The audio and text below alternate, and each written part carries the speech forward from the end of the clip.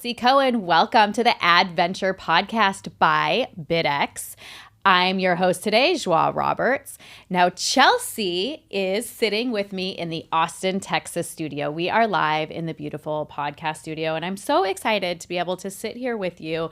You're the co-founder of SoStocked and a true expert in optimizing logistics and cash flow for Amazon sellers. Chelsea has been selling on Amazon for a while now, since 2014, and has revolutionized the way sellers think about inventory management. If you have ever struggled with stockouts, excess inventory, or cash flow issues while running your Amazon PPC, you are in for a treat. Let's dive into the strategies that has made Chelsea a trusted industry name throughout Amazon and beyond. Chelsea, welcome. Thank you so much for having me. Yes, this is awesome. Super excited to sit face to face. And let's talk about 2014. I love hearing the story about how you even got started with Amazon. Yeah, absolutely. In 2014, looking for something that would allow me to have income and at the same time kind of quit my, I wouldn't say corporate job, but kind of JOB. So found that some of my friends were doing this course called The Amazing Selling Machine. And so invested in that. Took off right away and quit our jobs probably too soon, looking back at it, but quit our jobs and really just dove in. You and your friends or? Me and my husband.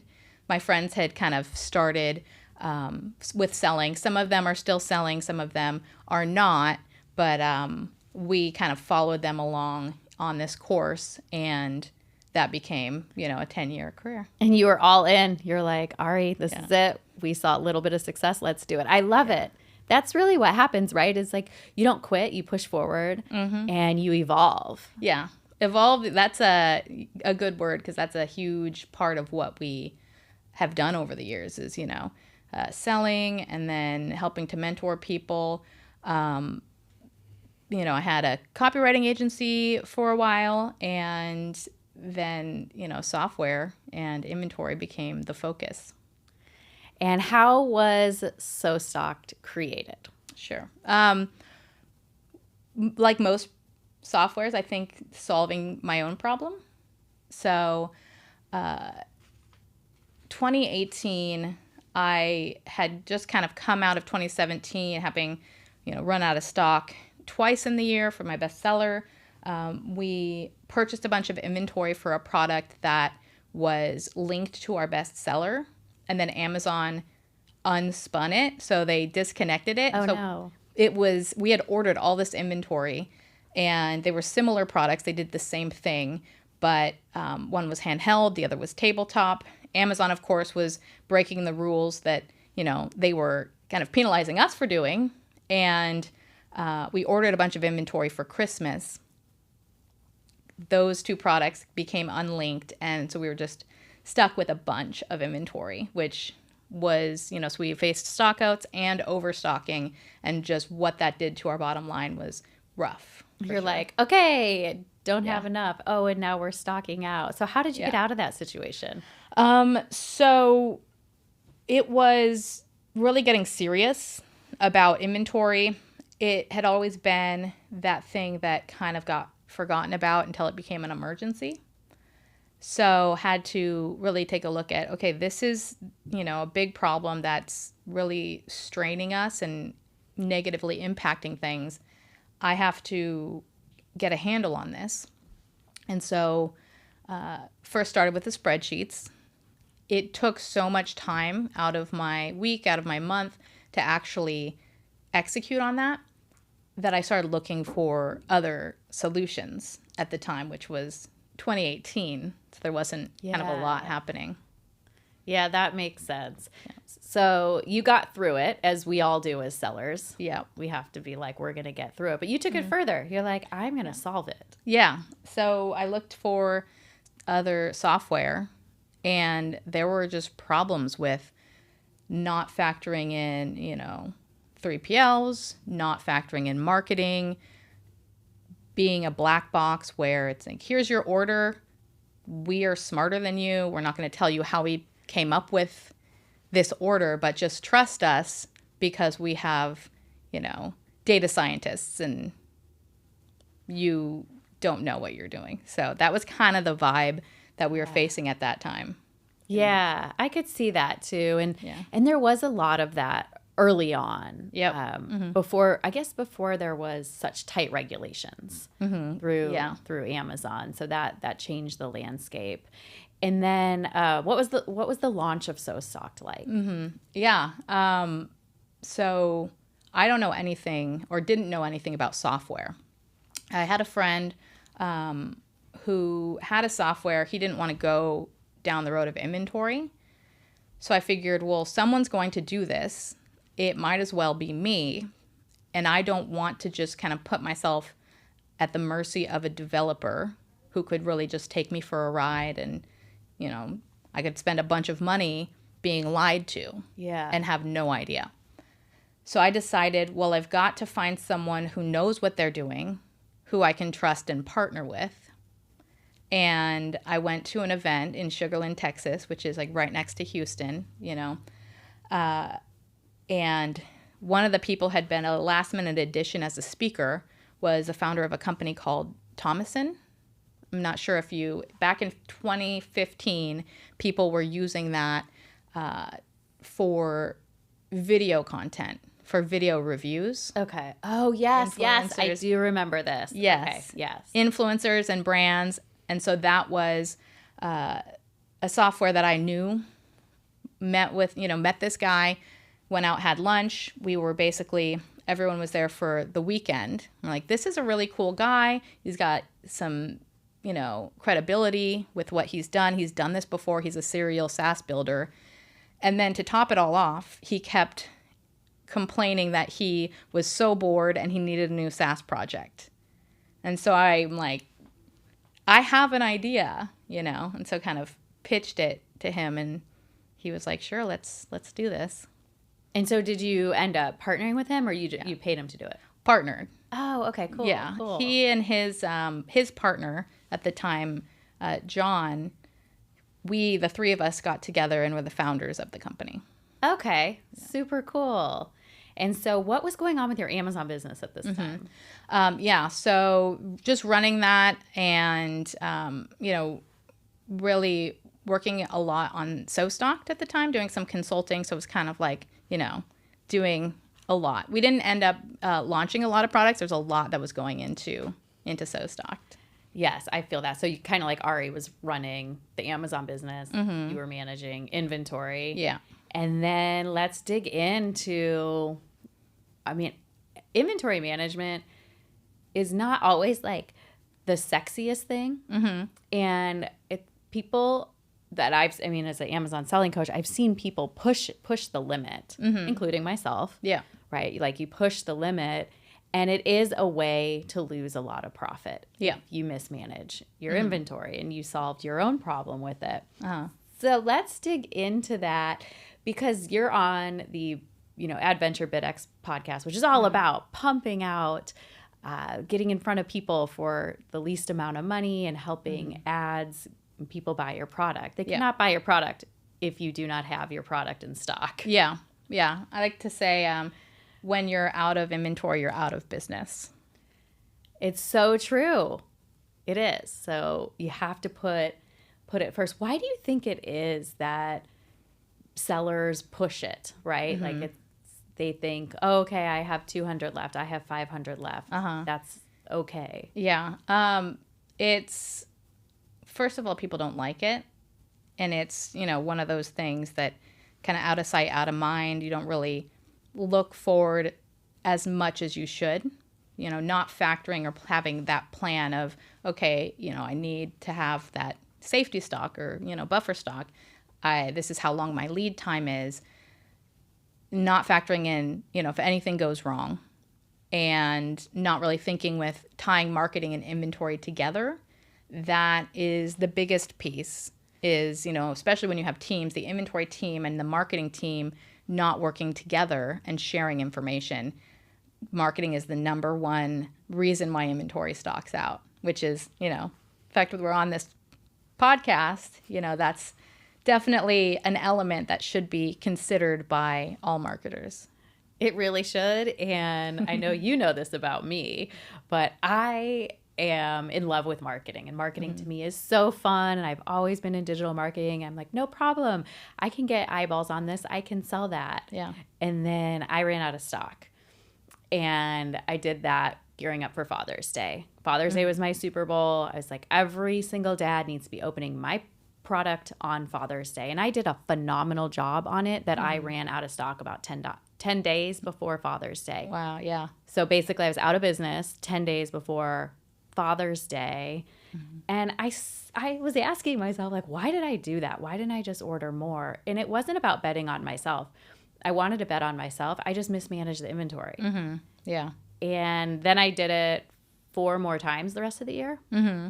Yeah. So when I went to sell my business, I calculated that I basically lost around $80,000. Wow. Yeah. That's and that a lot. probably doesn't even include re-ranking costs and, the you lose profit when you're marketing into a stock out, because if you back off on the ads, you may either prevent the stock out or get more profit on the way out of a stock out, because you're not, you don't have that ad spend contributing to the expenses. Yeah, that's true. And you're right, because then you have to do the ranking to get back up. And especially if you're doing FBM and you run out of inventory, which I've done that too, it's just a whole nightmare. And so how could SoStocked have helped prevent my problem? So having these rules kind of set in place of, I have buffer stock. We actually have something called min-max restocking, because overstocking is similar in that it affects your bottom line. It decreases your ability to scale by tying up your capital, and your cash flow suffers. So we have min-max restocking, which sets, I never want to go below, let's say 30 days, 35 days now with low inventory fees, 35 days, and I want to stay within the 90 days. So you have these kind of bumpers, 30 days, 90 days. You would stock up to 90 days, sell through to 30, and then stock up to 90, with the caveat of that your lead time is factored into that, so that we tell you when to order, so that when that inventory arrives, you're hitting your 30-day buffer stock. So that's one of our, most appreciated features, I think, in SoStocked. It is appreciated, and it'd be nice to just be told you need 90 more days of stock, you need 60 more days of stock. What about that fear of writing the check? Yeah, that's a big part too, is cash flow. And I think that's another reason people push it, because even if they look at it, they go, this is going to be expensive. I have to figure out, do I have enough money to make those payments? So pushing it further is also trying to create a cushion for having more cash in the bank when you make that, kind of pull that trigger. Yes. And that's a whole balance in itself. Yep. And it seems so intimidating to be like, okay, I have to keep restocking. But to your point, if you don't restock, then you're totally out of money. Yeah. So how do you coach people to find the balance when they're running PPC and they're so excited about their new, sponsor brand campaigns and all their campaigns? Yeah. I really like to start looking at, and we've been doing this with some of our clients, our SoStocked clients, is breaking down the supply chain. So not even, just looking at forecasting, but what is your supply chain like? What are your payment terms like? Where are you storing your inventory? And what is that cycle? Payment terms are huge, Are you paying your supplier 30% up front and then 70% on shipping? And we've seen this before. Big companies, 7-figure companies, who, if they renegotiated their payment terms and sent smaller orders more frequently, they would be able to control their cash flow rather than ordering, 4 or 5 months of inventory, being able to develop payment terms to, 30% down on 4-month order, but you're not paying that 70% up front. You're paying it, let's say, 30 days after delivery, 60 days after delivery, and paying only for what ships within a month, for example. And so you're kind of controlling, by negotiating terms, you're controlling that cash flow. So you're not out all that money before it even, lands. Yeah, looking at the source of ways to find money to source it from your supplier. And have you seen with your clients at SoStock that their suppliers are willing to do this? Yeah. And you have to, I think, understand if you're getting some pushback, understand that they're running a business as well. They succeed as you succeed. They scale as you scale. So having a conversation around how do you make it a win-win. We, at one point, were sourcing a product and the lead time was extremely long. We were sourcing one product, then we went to source a similar product from the same company, and they gave us a lead time that was 45 days more than this other similar product. So what we ended up doing was asking, why is this different? And they said, okay, well, there's these 3 elements. This one, costs this much. And so we said, okay, well, how much is it if we buy in bulk, and keep some on hand? What does that do? Yeah. So understanding your supplier's needs and your supplier's own supply chain for raw materials will help you to come up with creative solutions that are a win-win. If we pay up front, then they are not out that additional money. You shorten the lead time, and that helps them, and that helps your cash flow as well.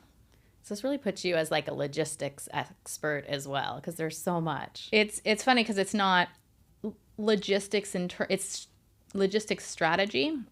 Say, oh, well, if you get into kind of the nitty gritty of, oh, how do you get, an LTL into, FBA, like those types of things, the actual, what a freight forwarder does, those types of things, not to that level, more the kind of overall strategic level, just because we've dealt with so many different clients and scenarios. Yeah. And my mind kind of works that way of how do you, shorten things up? How do you shift things around to have the same, end result, but a different way of doing it so that the money and the profit work in your favor? And do you see kind of a reoccurring problem that your clients are coming to you with that you are kind of not used to solving, but you're like, oh, yes, this problem again? I would say, the most common is always not having your marketing and your inventory coordinated. That's a big challenge. Over ordering and then not having a plan for how to move that inventory. Yeah. Because the marketing team is focused on driving revenue rather than taking additional responsibility for profit and cash flow, which marketing is the number one driver of that when it comes to storage fees and when it comes to inventory turnover. So giving that broader view to the marketing team that it's not just the best sellers. You've got this inventory over here, and it's going to, over the next 6 months, cost you, $14,000. Yeah. Them having that insight and taking responsibility for that, and maybe even having that be one of their metrics, and having inventory supply that information just changes the dynamics of how the business works. Yes, that makes sense. And when you're overstocked, you can get in trouble with Amazon for excess, and then you have to pull it. But what strategies do you deploy? I'm just curious, because I'm always talking about running out of inventory. But let's talk about what you do when you're overstocked and you need to move things. Yeah, first and foremost, figure out what those are. We pull in forecast in SoStocked for overstock, for aged inventory. And so we have that data, and we will look at not just what you're going to pay, in the next month, but based on your current forecast, we have a forecast timeline. So we can see on the 15th of each month what you're going to be incurring in aged inventory fees. So if you know that, and we can project 8 to 12 months in advance based on your forecast trajectory, that helps you to identify and put a dollar amount on, if I don't do something about this, it's going to, cost me money. So in terms of, first, it's knowing the problem, right? I'm going to say, you need to know and face the problem, and then send that data to the marketing team and say, hey, create a slow seller or excess inventory strategy. DSP would be a great way to do it because of its, low cost as compared to PPC, dropping your price. One of the strategies that I've heard about being successful potentially is if you've got a hero product and you've got a child ASIN, connected to that's overstocked, you could use that to help market and increase the visibility of, those hero products through the use of the excess inventory on the kind of slow seller. So how does that work? Like you have it like piggyback with it? Yeah, if you're marketing, another product, you're trying to rank that product, someone, comes upon that product, and then it's of course connected to your hero product, so it gets, that increased visibility. Gets a little love. Yeah. Yes. Yeah, and then when is it that people need to make that decision to just cut the product? Mm-hmm. If there's too much inventory, it's not moving. Yeah. I would say if you've got the campaign and you're tracking and nothing is happening, you've kind of exhausted your resources in terms of you've dropped the price, you've, marketed it, you've, done whatever you can, and it's still, there's no change. It would be at that point, say, 2-3 months of trying to move it. And that seems like a long time, but yeah, it's so expensive to remove a product that I would say, do you have, if you're going to remove a product, do you have some other channel to sell it on? If, disposing of a product, you have to be willing for those products to end up back on your listings if Amazon isn't really disposing of them. If you don't want your brand to be corrupted by someone getting their hands on it, those are all things to consider. And if that's not the case, then the potential best solution would be to use something like Amazon liquidations, because you end up, potentially making some money back rather than just incurring those removal fees. Yes. Yeah. And let's talk like the life cycle of a product. And you can see it sort of with Amazon advertising. But how do you see it and track it with the inventory? So in terms of like starting to, from launch to, yeah, it's like that process. They always say like at the statistics, like the life cycle of a product is like 18 months or, something like that. So I always try to think when I'm launching a product, what is the life cycle of this product going to be? Yeah. And how do I know? Because like I poured so much love into a product. Like how do I know when like it's coming on its down, right? Like it's not on the up and up. Like, will it ever go back up? Yeah. I think, looking more broadly at the market and what's happening within the market, is the market shrinking? Are competitors more, you've got competitors coming in, dropping the prices, the profitability starts to wane. Just paying attention to that profitability. I think that's another mistake that people make, is not keeping visibility on the true profit that exists in your product. There's a lot of fluctuation in shipping. If you've got more inventory than you can handle, if, Amazon just keeps adding fees. So if you haven't reassessed your profitability in your products since the last fee update, then you may be ordering product that is not giving you the ROI or the profit that you've kind of set as your baseline. That's a really, really good point. I love that. That's like a golden nugget. You have to reassess and redo it. Yes. Really, really good point. Let's talk about exciting stuff. What are you excited about for the future? And I know AI is here and BidX is cutting edge of AI, but like, what are you excited for SoStocked? Yeah, it really is about profit. And so we're working more profit metrics into SoStocked. And so working toward true unit economics. I am very passionate about that there is not a clear picture of how profitable you are. So, starting to move in that direction, being able to see what are your accumulated storage fees, what are your accumulated aged inventory fees. And it can be pretty shocking. I've talked to 8-figure sellers who they're sitting on a year's worth of aged inventory. Oh, wow. And that's where your profit goes. If you can't scale, you can't understand where your money's going, doing an assessment of what are your true costs, what did you, spend. So we've been putting into the software some of these things.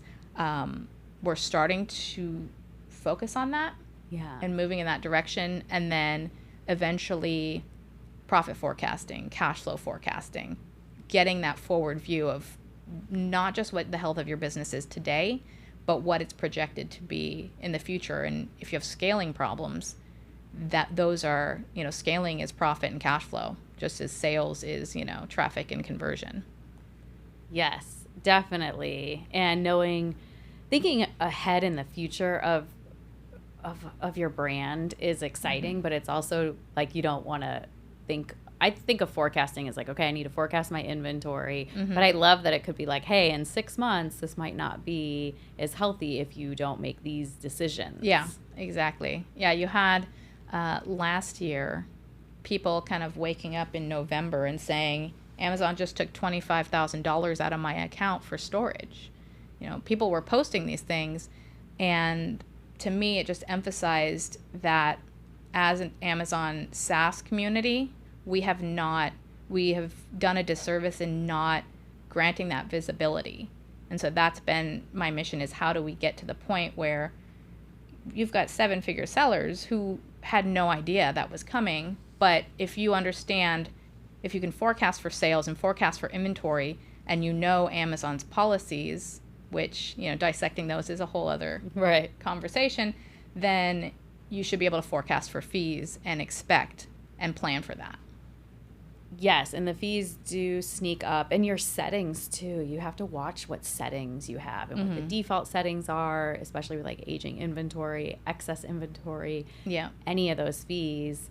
And then you might just call seller support and they're like, oh, well, that was your setting in your Seller Central account. And you're like, oh, right. Removing inventory that you didn't intend to have removed. Yeah. Yes. And that happened to me. I had a product. It was kind of just like a play product because, being a coach as well, it was a product I had just to play with, I would say. It's like $800 in inventory. It sold, though. It just it wasn't a bestseller. Yeah. And I wasn't paying too much attention to it, and all of a sudden it all ended up on my doorstep one day. Oh, wow.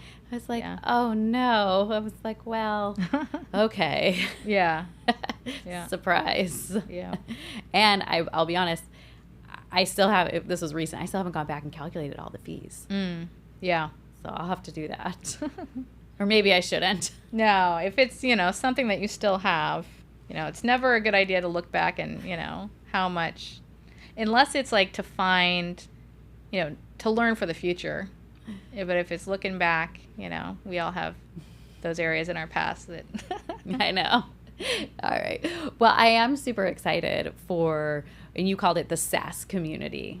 I love that. It is like serving Amazon sellers and making sure that it's like the sellers are teaming together and pulling a community together with insights, and some are AI and some are not, and some are real people actually looking over things. Yeah, absolutely. Yeah, and that's, that will always be needed, having an actual person to kind of think through. I mean, there was a recent study showing that, I think it was Harvard Business, found that AI outperformed a lot of CEOs and business students in certain terms, but when it came to kind of those strategic surprises and these things that maybe were not necessarily predictable, a person will always outperform AI to those extents.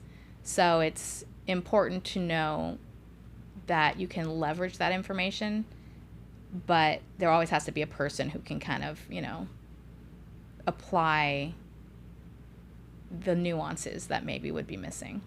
Yes, and oversee it all and comprehend it and put it together. And that's why it does take a team, like at BidX and with SoStocked and all the other SaaS community members.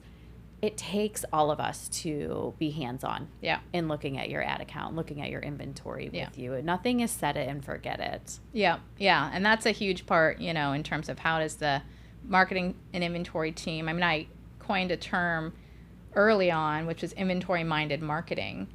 And the whole idea was, how do we get inventory to, not just marketing. First and foremost, marketing should give their plans to inventory. Yeah. And the inventory team, I've had even 8-figure sellers who are like, you're not telling me, why are we running out of inventory? We're doing all this over here and you're running out. And inventory is like, you need to let us know, so it's a whole give and take, but marketing should give the plans to the inventory team so that it can be factored. And then the inventory team also, though, inventory is very passive right now. Inventory to be planning to be active gives data to the marketing team. Here's what is at risk of stocking out. Back up on your marketing for that, and here's what you have excess inventory. You should be promoting that. So inventory needs to provide guidance to marketing that marketing listens to, as well as marketing providing that insight to inventory. Because in a perfect world, you never run out of stock. So what I'm hearing is the inventory and the marketing team need to sit next to each other. Yeah. It's funny because a friend of mine, I had him and his wife on a call and talking about their inventory planning. He did the marketing. She did the inventory. They literally put their heads on pillows next to each other every night. And yet they didn't communicate or coordinate well enough to stop from running out of stock. That's really funny. Yeah. It's like, wait, what conversations are you guys having? Right. Yeah. Exactly. Did you not mention that it was about to be Father's Day and you're running a huge promotion? Right. Yep. All right. Well, that should make everybody listening feel better if they've ever had an inventory struggle. Yeah, absolutely. Everyone has, and so, from my perspective, it's just building a better mousetrap, making it easier, taking a complex subject and trying to alleviate that. And at the same time, a huge component has been education for me. Just educating people, coming up with strategies, getting people to look and think differently, and hopefully emphasizing the amount of zeros that you could be leaving on the table when you get this wrong. Yes, very, very well put. And I was just about to ask you to leave us with something out for us to take home with us, and I really feel like you just did. Thank you. So, Chelsea, I just want to say it has been an absolute pleasure sitting with you in the studio in Austin, Texas, and we hope to have you back real soon. Awesome. Thanks so much.